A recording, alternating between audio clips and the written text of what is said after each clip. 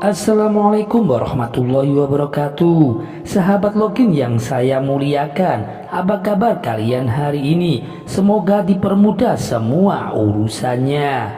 Kali ini saya akan menceritakan sebuah kisah tentang orang kikir yang mendapat murka dari Allah Subhanahu wa Ta'ala.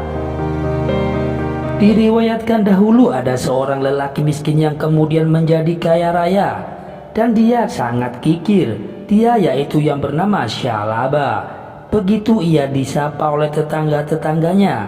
Setiap hari tetangga dan saudaranya selalu menyaksikan bahwa kekayaan telah membuat Syalaba menjadi orang yang sombong dan kikir. Padahal mereka sering mengingatkan kepada Syalaba untuk membayar zakat dan bersedekah kepada fakir miskin serta anak-anak yatim. Wahai Syalaba, saudara kami, ingatlah kepada saudara-saudaramu yang kurang beruntung. Peliharalah anak-anak yatim di sekitarmu. Niscaya harta dan kekayaanmu akan bersih dari godaan setan yang terkutuk, kata salah seorang saudara Syalaba. Mendengar nasihat dari saudaranya tersebut, Syalaba bukan bertambah sadar atau sifat buruknya, malah makin sombong dan membenci mereka yang menasehatinya. Hai kalian semua, apa pedulinya aku mesti mencantuni anak yatim dan fakir miskin? Aku mendapatkan harta ini dengan kerja kerasku, dan aku memeras keringat dari pagi hingga malam. Bukan karena aku ini malas-malasan. Harta ini pun juga bukan milik Allah yang mesti aku bagi dengan orang-orang miskin seperti kalian, ucap Syalaba. Walaupun mendapatkan perlakuan yang tidak menyenangkan, saudara-saudaranya terus mengingatkan Syalaba agar dia sadar. Wahai Syalaba, kesombongan dan kikir itu adalah sifat-sifat yang tidak terpuji dan paling disukai setan yang menjadi musuh nyata bagi manusia. Akan tetapi tetap saja Syalaba tidak memperdulikan nasihat-nasihat dari saudaranya. Harta ini bukan milik siapa-siapa kecuali milikku. Tidak ada seorang manusia yang akan mengatur tentang harta kekayaanku kecuali diriku sendiri, kata Syalaba dengan sombong sekali. Bingung dengan sikap Syalaba yang keras kepala, saudara-saudaranya Syalaba menemui Rasulullah. Wahai Rasulullah, saudara kami yang bernama Syalaba telah berpaling dari ajaranmu. Ia telah menjadi orang yang sombong dan suka dan gemar memamerkan harta kekayaannya. Kami telah menasihatinya berulang-ulang kali untuk membelanjakan sebagian hartanya di jalan Allah, tetapi ia malah menghardik anak-anak yatim dan fakir miskin, ujar salah satu saudara Syalaba kepada Rasulullah. Mendengar perkataan dari mereka, Rasulullah SAW segera mengutus sahabatnya Abu Bakar As-Siddiq radhiyallahu anhum. Wahai Abu Bakar, aku perintahkan kepada kamu untuk menemui Syalaba. Peringatkan agar dirinya tidak menjadi orang yang merugi pada kemudian hari. Perintah dari Rasulullah SAW. Atas perintah Rasulullah, Abu Bakar pergi menemui Syalaba. Wahai Syalaba, mengapa kamu menghardik fakir miskin dan anak yatim piatu dari rumahmu? Sesungguhnya semua harta kekayaan yang kamu punya itu adalah milik Allah Ta'ala. Lantas, mengapa kamu tidak berserah diri dan membelanjakan sebagian harta itu untuk menafkahi orang-orang miskin dan anak-anak yatim? Sesungguhnya orang yang menghardik anak yatim itu adalah sebagian orang-orang yang sangat merugi.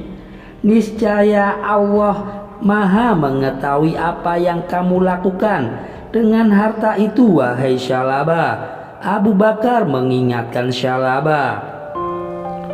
Dengan penuh kesombongan dan percaya diri yang berlebihan, Syalaba menjawab pertanyaan dari Abu Bakar. Wahai sahabat Abu Bakar, aku telah berulang-ulang mengucapkan kepada orang-orang miskin itu bahwa harta yang aku miliki ini sesungguhnya hasil kerja kerasku sendiri. Orang-orang miskin itu tidak membantunya, malahan sekarang merepotkan diriku dengan meminta sedekah kepadaku. Mendengar jawaban itu, Abu Bakar tetap bersabar dan kembali berkata kepada Syalabah, "Wahai Syalabah, tidakkah kamu ingin terhindar dari kelompok orang-orang yang merugi pada kemudian hari? Janganlah kamu sakiti dan zolimi dirimu sendiri karena kebutaanmu pada harta yang hanya sekedar hiasan dunia belaka." Perkataan-perkataan yang bijaksana dari Abu Bakar tetap tidak dipedulikan Syalabah, malah semakin membuatnya marah. "Wahai Abu Bakar, hentikan semua ucapanmu itu. Aku tidak peduli atas apa yang engkau katakan padaku. Pulanglah engkau segera. Aku sangat sibuk hari ini dan harus bekerja guna mengumpulkan harta lebih banyak lagi dan lagi," kata Syalabah dengan suara yang keras. Dengan hati yang sedih, Abu Bakar meninggalkan rumah Syalabah dan menemui Rasulullah. "Wahai Rasulullah, aku sudah berusaha keras untuk membujuk Syalabah agar terhindar dari orang-orang yang merugi karena diperbudak hartanya," ujar Abu Bakar. Mendengar laporan dari Abu Bakar, Rasulullah hanya membalasnya dengan senyum, seolah-olah telah mengetahui apa yang akan terjadi terhadap diri Syalabah. Semakin hari kelakuan Syalabah semakin sombong dan kikir. Karenanya Allah marah kepada Syalabah dan menarik kembali semua yang dimilikinya. Ladang gandum dan anggurnya pun musnah, ribuan kambing-kambing mati, dan semua pegawainya pun telah lari. Tiap hari Syalabah memikirkan kekayaannya yang telah musnah. Ia pun jatuh sakit hingga akhirnya mati karena selalu memikirkan hartanya yang telah hilang itu. Menyaksikan kejadian yang menimpa Syalabah, para tetangga dan saudara Syalabah berkata, "Sesungguhnya Allah mampu melapangkan rezeki bagi siapa saja yang Ia kehendaki. Dan sesungguhnya juga Allah mampu mempersempit dan membenamkan orang-orang yang ingkar kepadanya. Allah Maha Perkasa lagi Maha Penyayang." Poin dari cerita ini yaitu sifat yang angkuh, yang sombong dan kikir adalah perbuatan yang tercela. Bersikap rendah hati dan gemar bersedekah kepada fakir miskin atas kenikmatan yang telah Allah karuniakan kepada kita adalah sifat yang sangat terpuji. Dengan begitu kita akan terhindar menjadi orang-orang yang merugi di kemudian hari karena godaan harta. Demikian kisah ini bisa saya sampaikan. Semoga kita bisa mengambil hikmah dari kisah tersebut. Jangan lupa untuk like, komen, dan subscribe untuk mendukung channel kami ke depannya. Wassalamualaikum warahmatullahi wabarakatuh.